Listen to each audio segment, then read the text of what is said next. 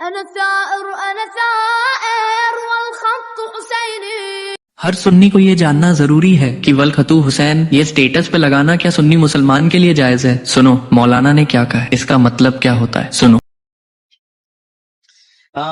الخط حسینی واجاہد مثل القاسم، یہی نا. او ہادی فعور ہے جس نے پڑھا ہے اس کو، اور وہ شیعہ ہے.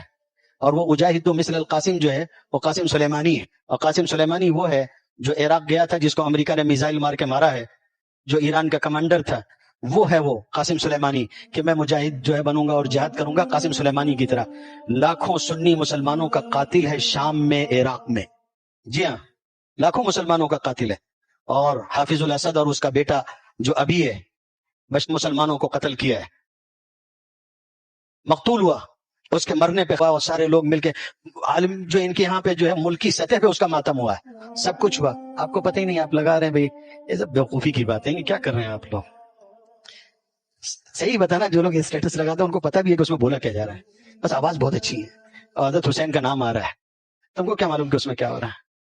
دوستوں، اس طرح کی کسی بھی ویڈیوز کو اپلوڈ کرنے سے پہلے یا سٹیٹس میں ڈالنے سے پہلے اس کا اردو ترجمہ کر کے دیکھ لینے، تب آپ کو پتا چلے گا کہ یہ ڈالنا چاہیے یا نہیں. دیکھنے میں اور سننے میں تو بہت اچھا لگتا ہے، لیکن جب اس کا ترجمہ جانیں گے تب پتا چلے گا کہ اس میں کیا خامی ہے. اسی لیے کچھ بھی اپلوڈ کرنے سے پہلے جانچ لیں. اگر ویڈیو انفارمیٹیو لگا ہو، ویڈیو کو لائک کریں اور چینل کو سبسکرائب کریں. السلام علیکم.